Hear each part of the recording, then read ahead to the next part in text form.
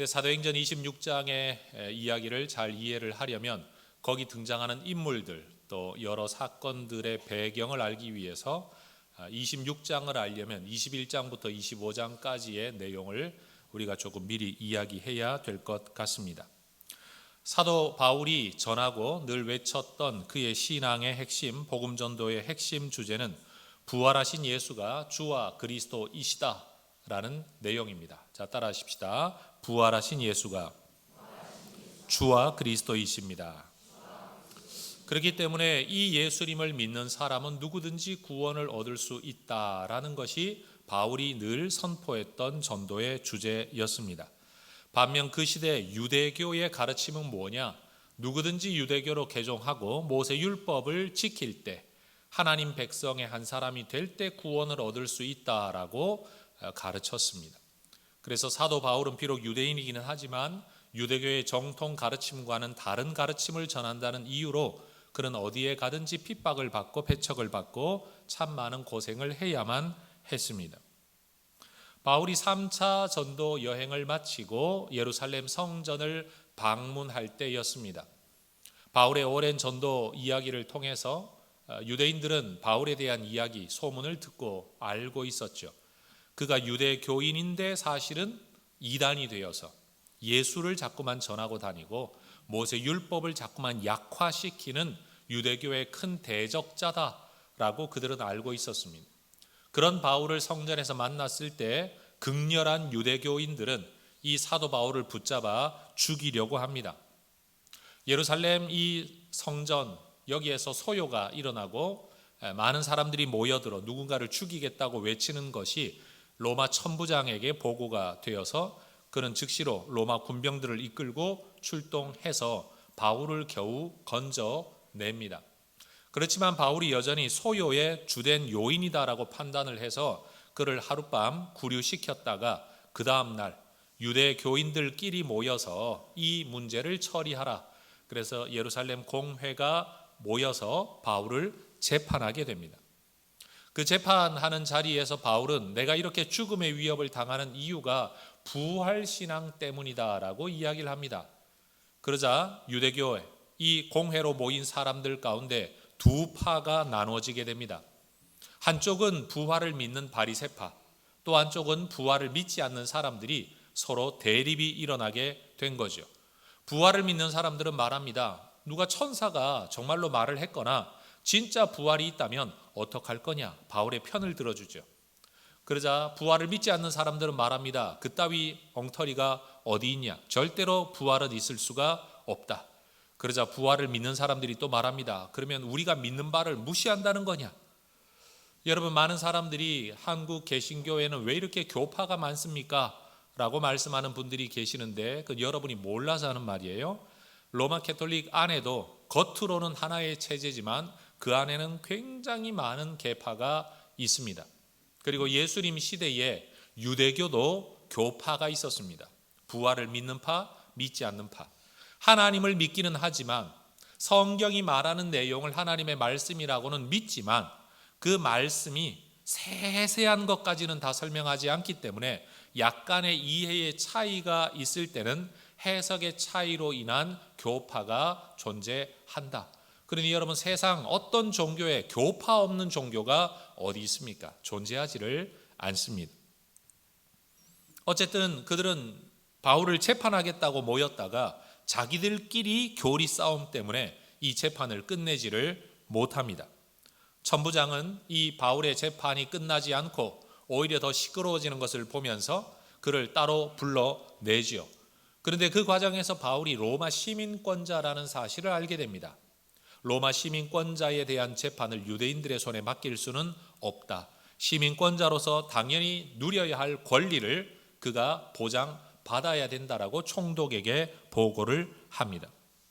그때 총독이었던 사람이 벨릭스라는 사람입니다. 벨릭스라는 총독은 예수님을 십자가에 못 박도록 허락했던 본디오 빌라도로부터 6번째 뒤에 총독입니다. 참 많은 시간이 흐른 거죠. 약 30년의 시간이 흐른 겁니다.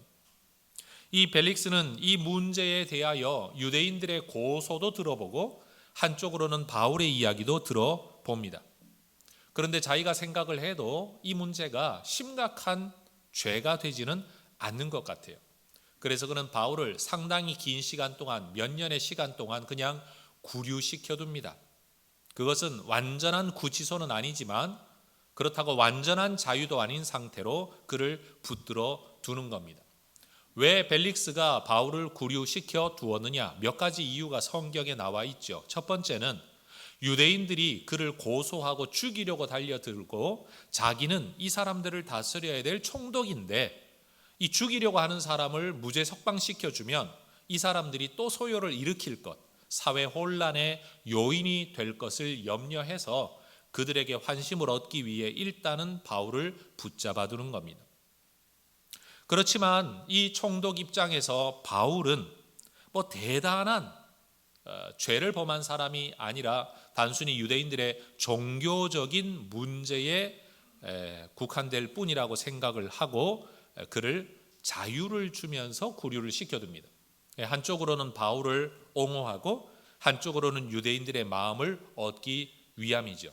세 번째는 이 구류 기간 동안 바울을 종종 불러 대화를 나누는데 사도행전에서는 벨릭스가 바울에게 돈을 받을 것을 기대했다라고 이야기를 합니다. 여러분, 역사가들이 벨릭스에 대한 평가를 할 때 그는 뇌물을 받고 재판을 굽게 만든 일이 굉장히 많았던, 그래서 나중에는 파면을 당한 사람이라고 일반 역사에서도 기록을 합니다. 벨릭스의 성품이 그대로 드러나는 모습이죠. 네 번째는 그럼에도 불구하고 바울이 큰 범죄자가 아니었기 때문에 그를 놓아주면 또 다른 소요가 일어날까 봐 그를 구류시켜 둠으로써 유대인들로부터 보호하기 위한 목적이었을 것으로 우리는 추측을 합니다.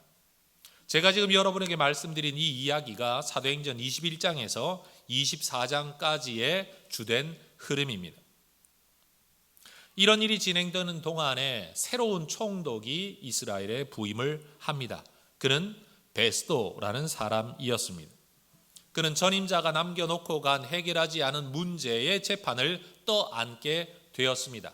그래서 그가 공무를 처리하기 위해 바울을 불러 또 한 번 신문을 하죠. 도대체 무슨 문제 때문에 너는 구류를 당하고 있냐? 그런데 아무리 신문을 해보아도 그도 그에게서 특별한 죄를 발견할 수 없었습니다. 그런데 이 과정 속에서 이 재판이 빨리 끝나지 않는 바울이 나 로마 황제에게 직접 재판받겠다, 그것은 시민권자의 권리이다라고 항소를 합니다. 바울이 황제에게 자기 재판을 항소했기 때문에 이제 베스도 총독은 이 문제를 직접 재판할 일은 없습니다. 재판의 짐, 골치 아픈 일거리는 이제 벗어버리게 된 거죠. 그런데 총독 입장에서는 문제가 하나 생겼습니다. 황제에게 재판을 요청하려면 죄가 뭔지를 분명히 밝히고 이런 문제가 있는데 이 사람을 황제에게 보냅니다라고 안건과 제2의 안건과 죄인을 보내야 되는데 도무지 로마법에 근거하면 이 사람의 죄를 밝힐 수가 없는 겁니다. 이런 고민을 안고 있을 때에 새로운 총독이 왔다는 이유로 유대의 통치자가 한 명 인사하러 옵니다.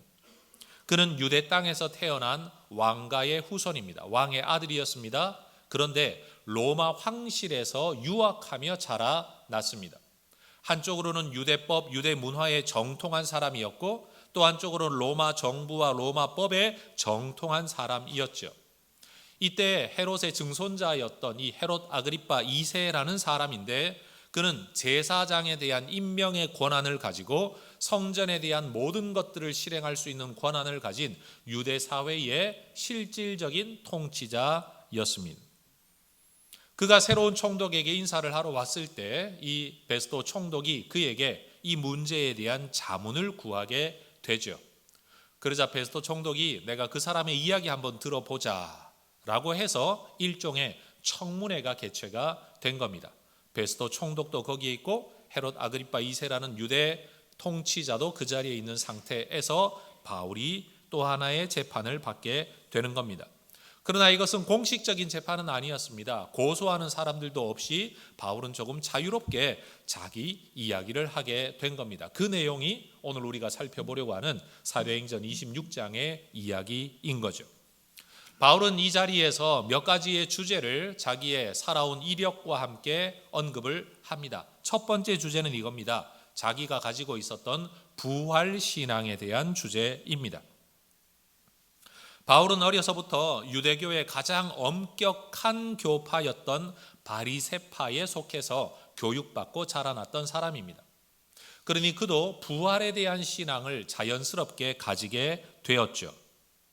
여러분, 부활신앙은 단순히 기독교인들만 가지고 있는 게 아닙니다.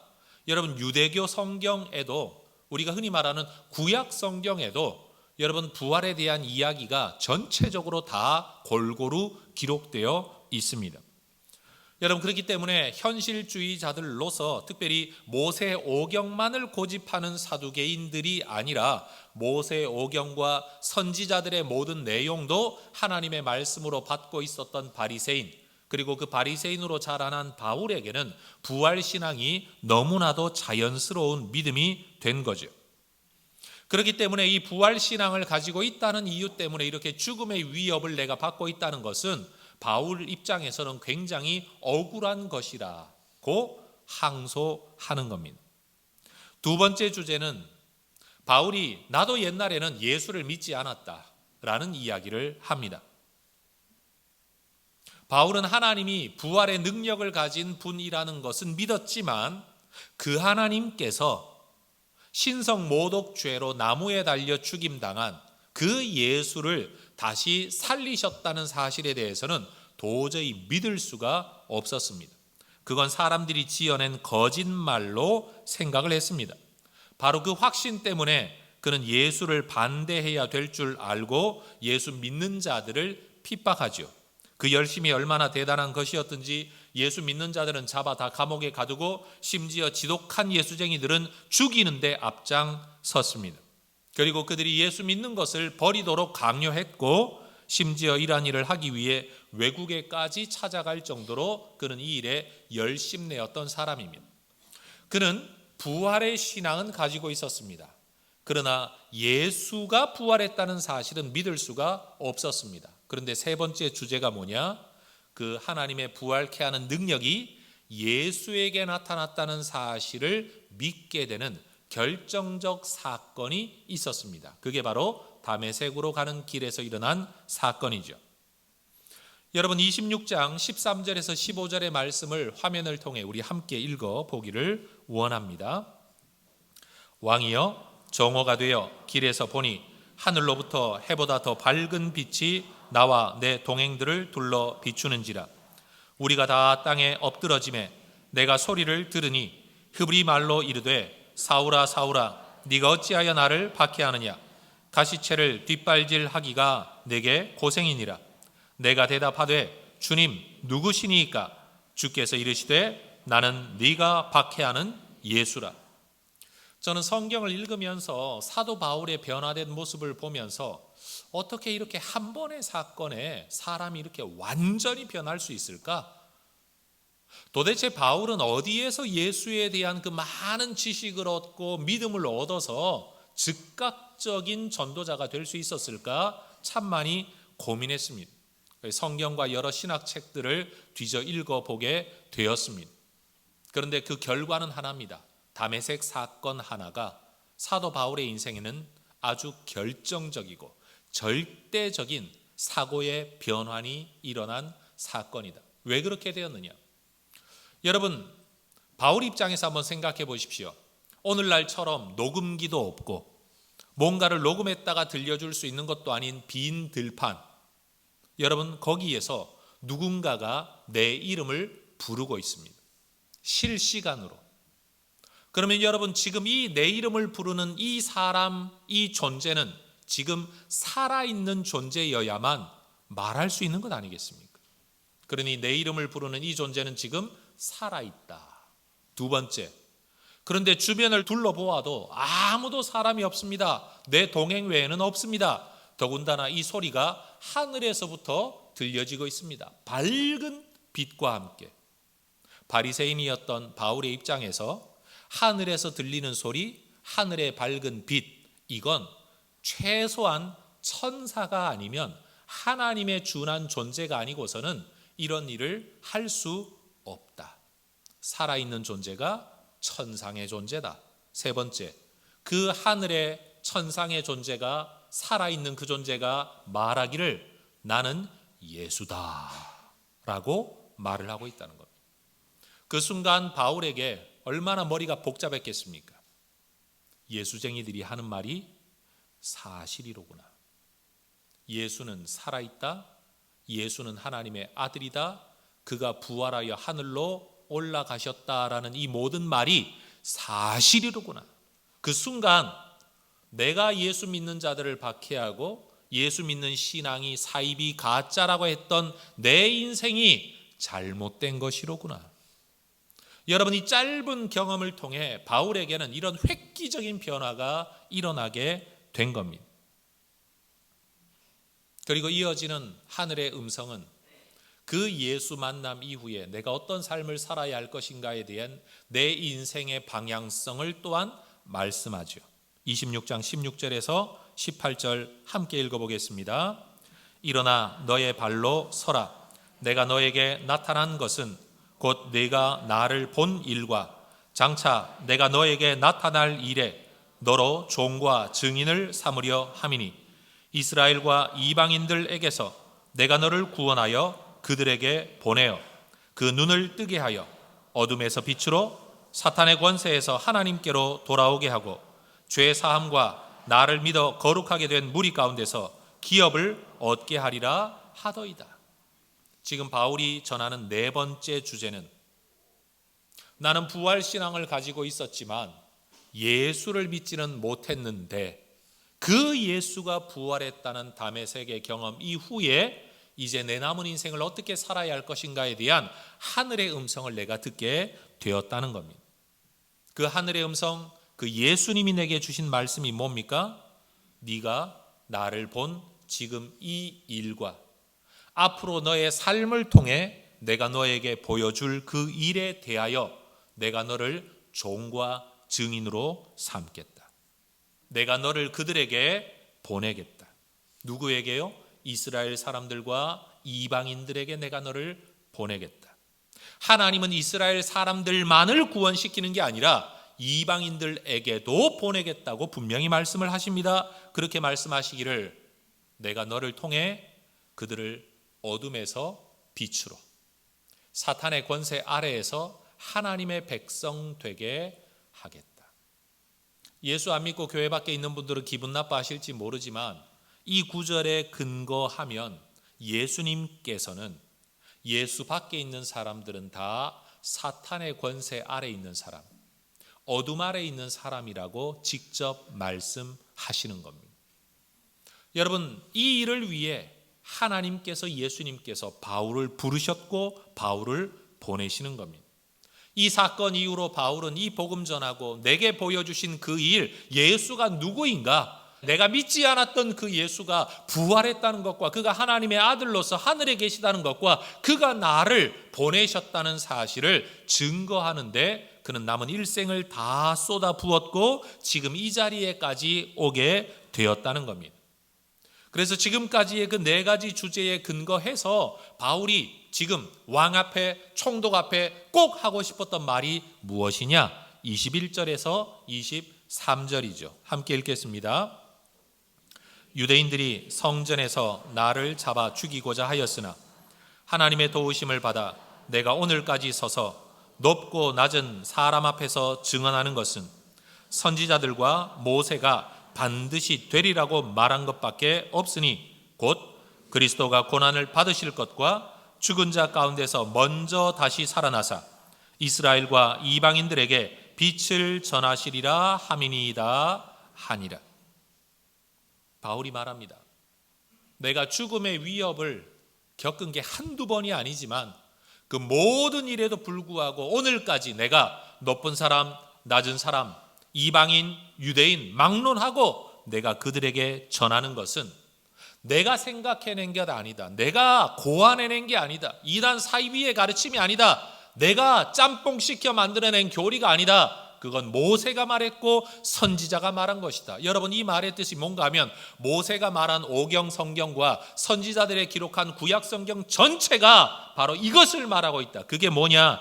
그리스도가 고난 받으실 것, 그리고 죽은 자 가운데서 먼저 살아나심으로써 이스라엘뿐만 아니라 이방인들에게도 부활의 소망을 가지게 할 것. 여러분, 이것이 바로 바울이 전해왔던 진리였고 복음의 핵심이었습니다.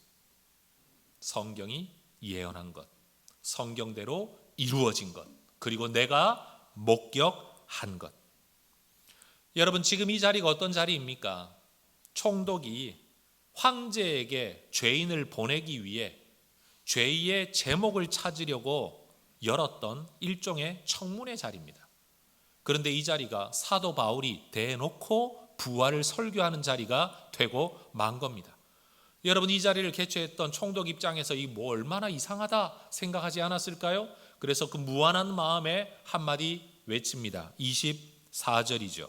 바울이 이같이 변명하며 베스도가 크게 소리내어 이르되 바울아, 네가 미쳤도다. 너의 많은 학문이 너를 미치게 한다. 여러분, 이것을 문장으로 이렇게 써놓으니까 그렇지 그 상황에서 베스도 총독이 뭐라고 말했겠습니까? 이게 정말 미친놈 아니야 이거? 네가 성경을 많이 아는 건 내가 이해를 하지만 너 성경에 너무 깊이 빠져 사는구나. 너 성경책 좀 끼고 돌아다니더니 이제는 현실 감각이 완전히 없어져 버렸구나. 여러분, 베스도가 바울에게 이야기하는 겁니다.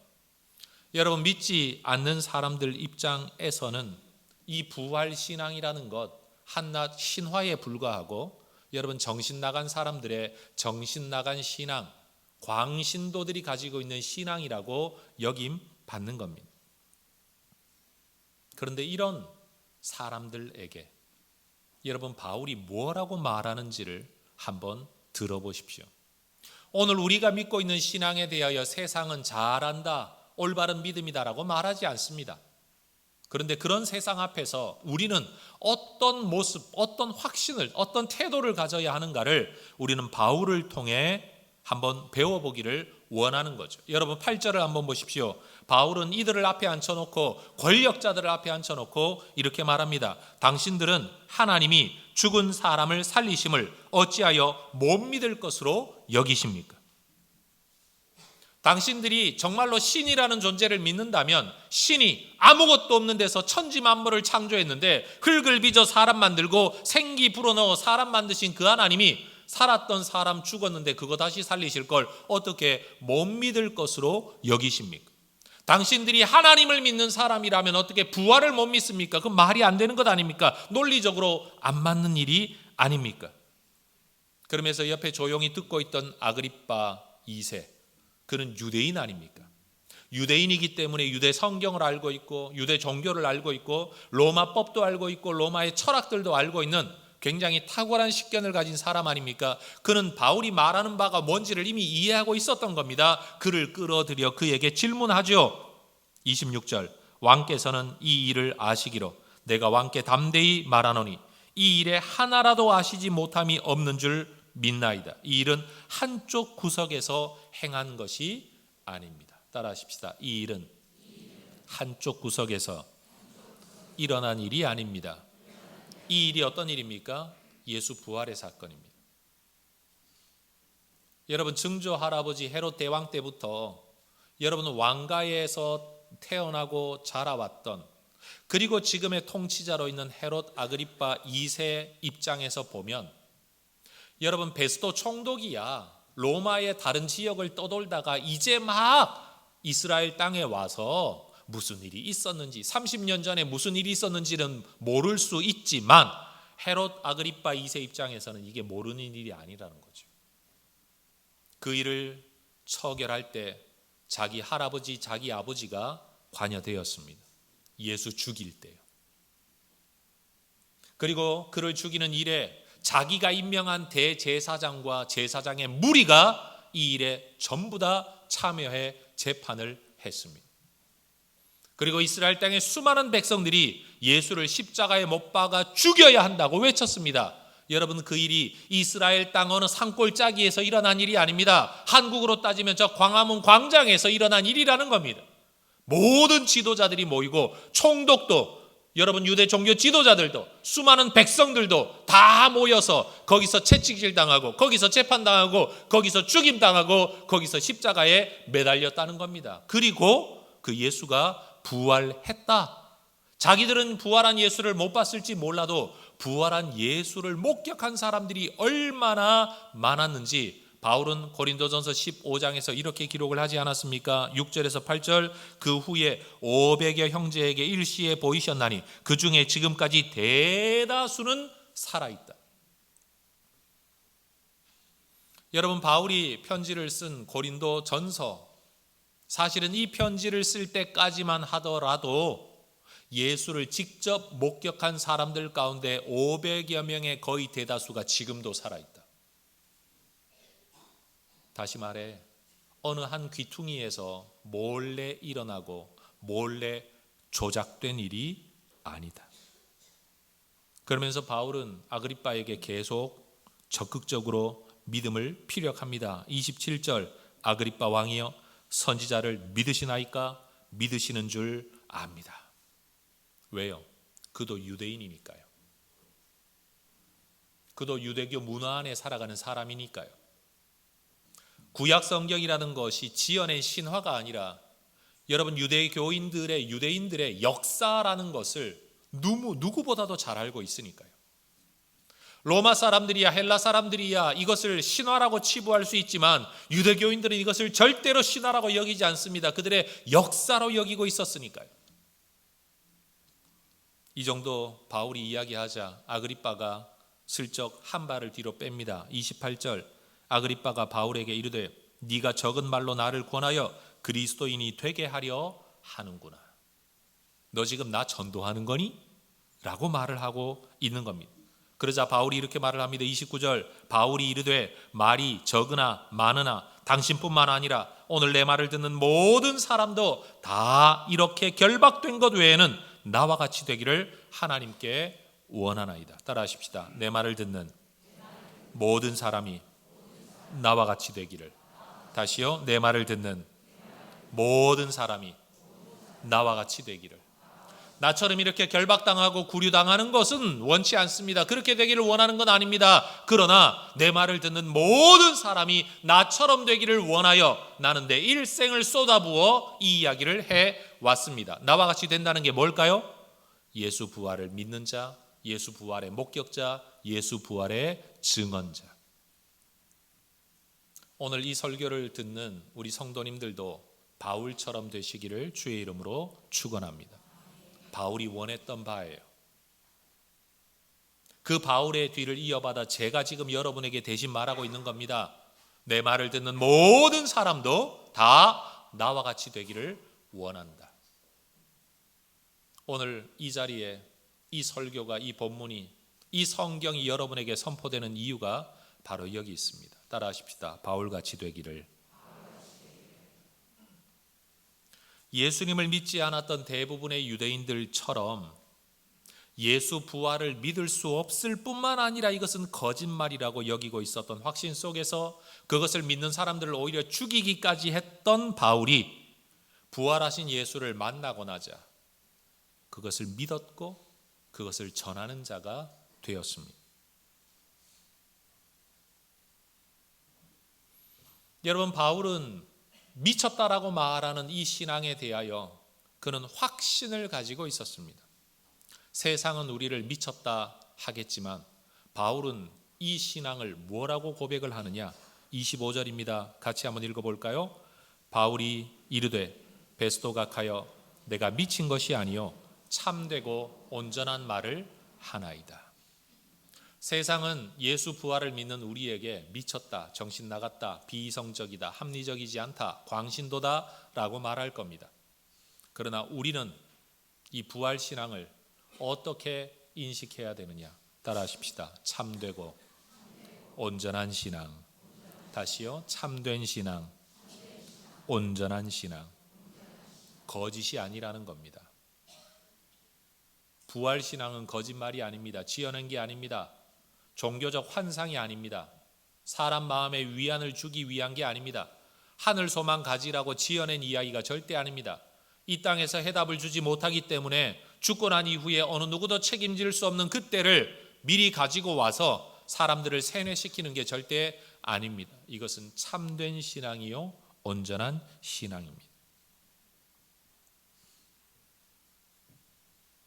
여러분, 예수를 믿고 살아가는 우리가 어떤 예수를 믿습니까? 복음서가 말하는 것처럼 이 땅에 사는 동안 남다른 기적을 행했던, 남다른 하나님에 대한 지식으로 가르쳤던 랍비로서의 예수를 믿고 있다면 여러분, 그것은 온전한 신앙이 될 수 없습니다. 반쪽짜리 예수죠. 그 예수가 우리를 대신해 십자가에서 죽으셨고, 그 죽었던 예수가 사흘 만에 육체로 부활했다. 그리고 하나님 보좌 우편으로 승천하셨다.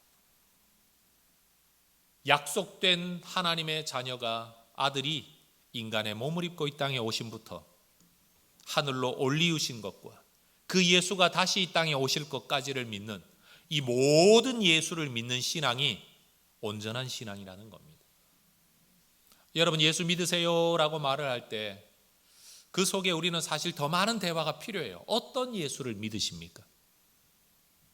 창세기부터 예언되어진 우리의 구세주, 뱀의 머리를 짓밟을, 어둠의 권세에서 빛으로 우리를 이끌어 주실, 사람의 모습으로 이 땅에 입고 오실 바로 그 예수, 그 예수로부터 시작하여 여러분 구유에서 태어나신, 낮아지신 바로 그 예수, 인간으로 사시다가, 여러분 인간으로서 하나님의 능력 가운데 사시다가 죄 없는 분이 인간의 죄를 대신해서 죽으시고 부활하신, 그리고 이 땅에 40여일 동안이나 부활하신 몸으로 사람들을 만나주시고 증언하시고, 그리고 사람들이 보는 데서 하늘로 올라가신 그 예수가 마지막 남기신 말씀, 땅끝까지 이 예수 전해라.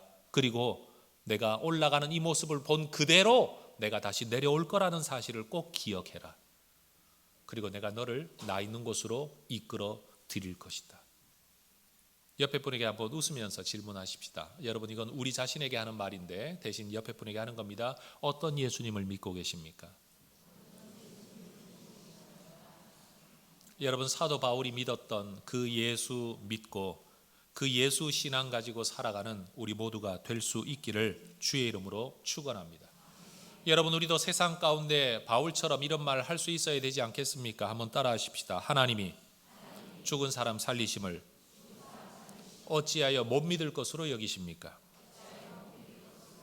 예수 부활의 일은 한쪽 구석에서 일어난 일이 아닙니다. 당신들도 다 나처럼 되기를 원합니다. 부활 신앙은 참되고 온전한 신앙입니다. 여러분, 사도 바울이 왕 앞에서, 총독 앞에서 외치고 있는 이 이야기가 여러분 우리의 이야기가 될 수 있기를 원합니다. 다른 사람들이 우리를 보고 미쳤다라고 말을 할 때, 정신 나갔다고 말을 할 때, 아니다, 이것이야말로 참되고 온전한 것이다. 왜? 증인이 있으니까. 왜? 성경이 예언하고 있으니까. 왜? 하나님의 뜻대로 된 일이니까. 여러분, 우리가 믿고 있는 이 부활신앙, 여러분 예수님 다시 오실 때까지 붙들고 살면서 여러분 육체가 좀 약해지고 삶이 좀 힘들어지더라도 여러분 우리가 부활하게 될 거라는 것을 믿고 그 예수 부활의 영광에 참여하게 될 것을 믿고 소망 가운데 살아가는 우리 모두가 될 수 있기를 축복합니다. 기독교 신앙의 핵심은 교회를 열심히 다니는 데 있는 게 아니고 예수님의 무죄하신 예수님의 십자가에서의 대속적 죽음과 육체적 부활, 죽음과 부활, 이것이 우리 신앙의 핵심이라는 것 절대 잊어버리지 마시기 바랍니다. 교회만 열심히 다니는 사람, 헌금 좀 많이 한다고, 봉사 좀 많이 한다고 믿음 좋은 게 아니고 십자가의 죽음의 의미와 예수님의 부활을 제대로 믿는 사람. 여러분, 그 부활을 믿는 자로서 부활 소망 가지고 세상 앞에서 내 믿음을 당당하게 말할 수 있는, 그런 면에서 세상에 좀 미쳤다는 말 듣더라도 그래, 당신이 보기에 미쳤지만 이 신앙은 참되고 온전한 신앙이다. 이것이 성경대로의 신앙이다 라고 말할 수 있는 진짜 믿음의 사람 되시기를 축복합니다. 기도하겠습니다.